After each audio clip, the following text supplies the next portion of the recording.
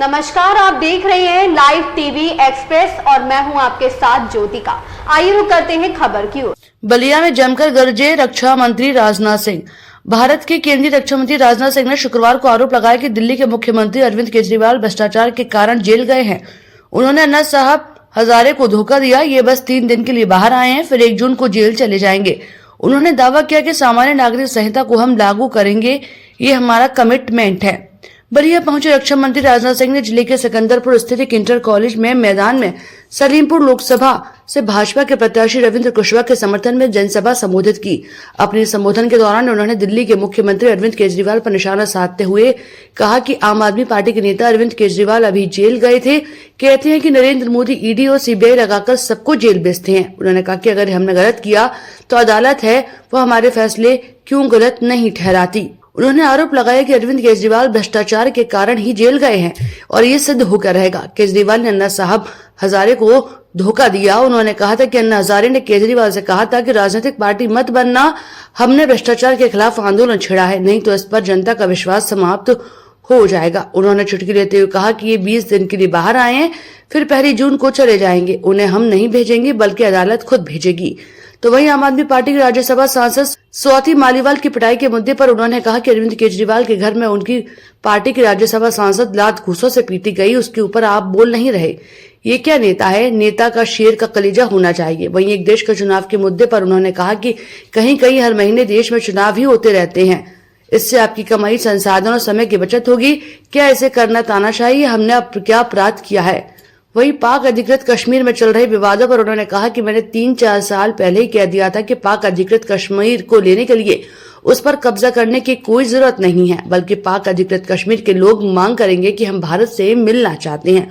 उन्होंने कहा कि हमने जब 3 तलाक पर कानून बनाया तो लोगों ने कहा कि दूसरे धर्म के मामलों में आप हस्तक्षेप करने वाले होते कौन है।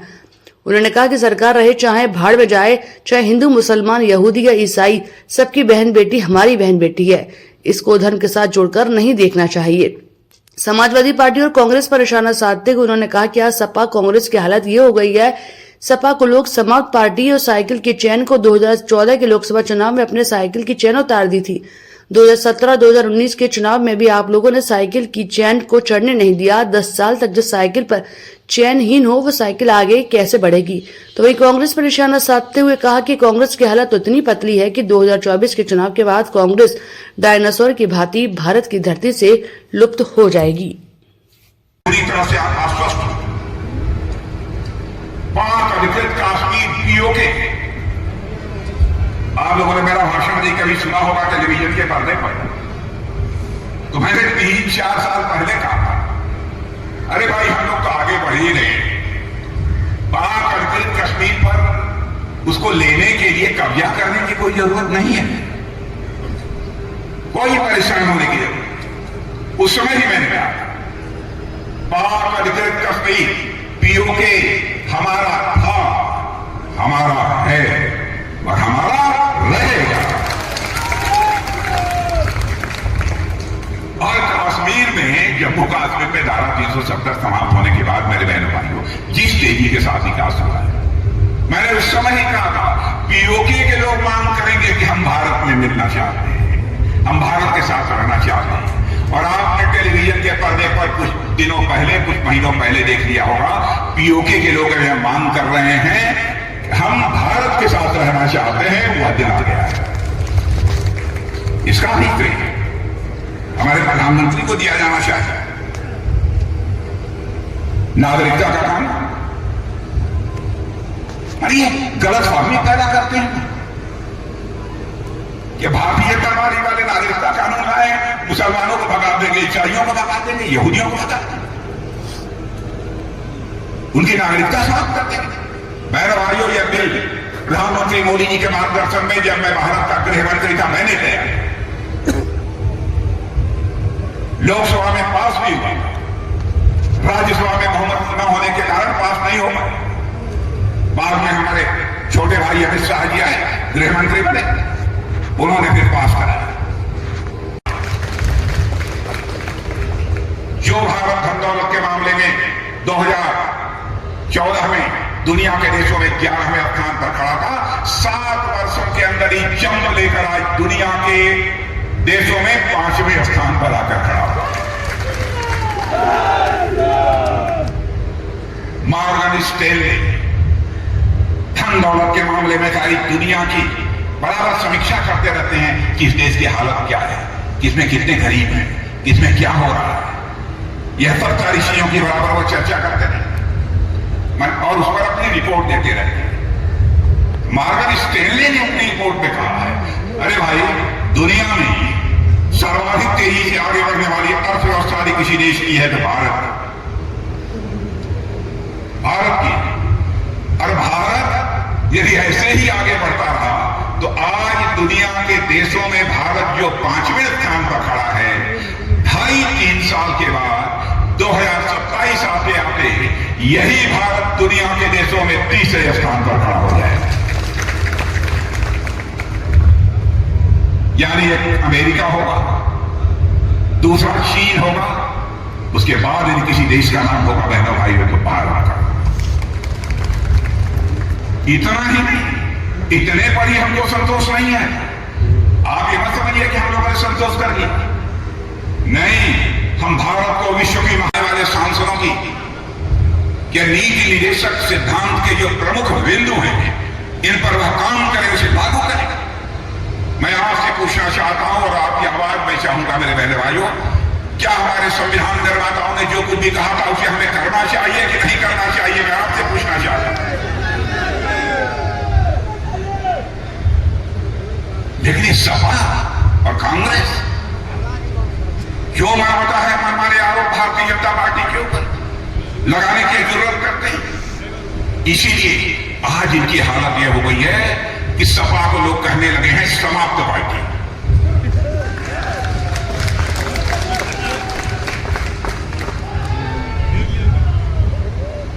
और बहने भाइयों, साइकिल की चेन उतर चुकी है।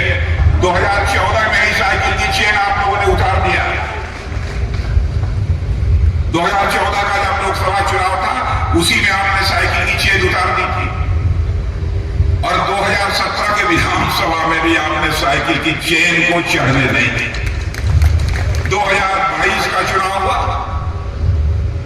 उसमें भी 2019 का चुनाव हुआ, फिर भी आपने साइकिल की चेन को चढ़ने नहीं दी।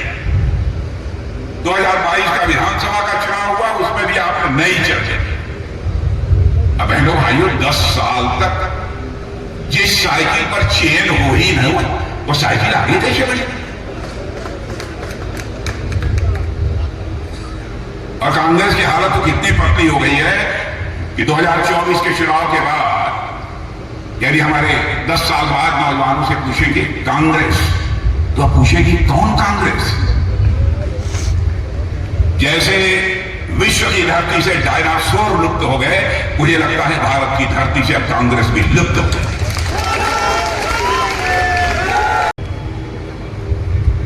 आपका सहयोग चाहिए और मेरा विश्वास है कि आप सभी का सहयोग हम लोगों को प्राप्त होगा। अब देखिए, छोटी सी आपने देखा होगा कि कब चुनाव हुआ था विधानसभा का? विधानसभा 2022 में, लोकसभा का चुनाव 2019 में हुआ, उसके पहले विधानसभा 2017 में हुआ। कहीं कहीं हर महीने चुनाव ही देश में होते रहे। हम लोगों ने फैसला किया कि वो सिलसिला बंद होना चाहिए। रोज का रोज चुनाव, इस देश में विधानसभा और लोकसभा चुनाव एक साथ होने चाहिए, एक रात और एक चुनाव। संसाधनों की भी बचत होगी, आपकी कमाई की बचत होगी, समय की बचत। क्या इसे करना तानाशाही है? क्या अपराध किया है? क्या करना चाहते हैं? समाजवादी पार्टी का इंडिया अलायंस, अरे मैंने भाइयों इंडी अलायंस सुने नहीं हो। यानी अब आम आदमी पार्टी है, वो अभी इंडी अलायंस है। पंजाब में आपस में मार कर रहे हैं, लड़ रहे हैं, और बाहर में इंडी अलायंस के पार्टनर हैं।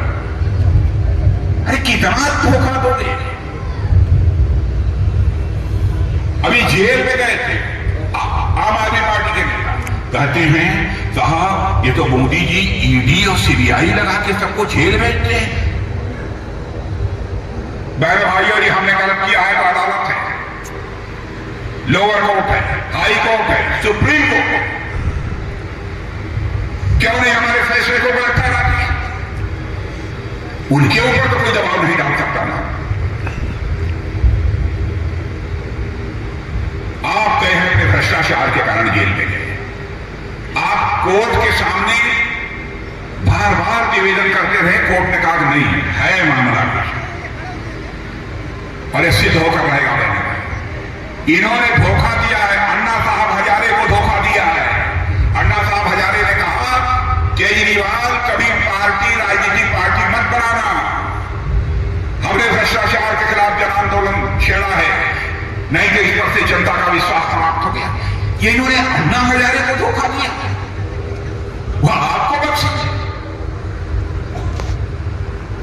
20 दिन के लिए बाहर आए हैं, फिर पहली जून को चले जाएंगे भी, हम लोग नहीं भेजेंगे। अदालत नहीं कहा नो नो नो नो, 1 जून के बाद तुम भीतर नहीं रहोगे, बाहर जा, तो तुम बाहर नहीं रहोगे, भीतर जाना। इनके घर में राज्यसभा की सांसद आप पार्टी के सांसद लाख घूसों से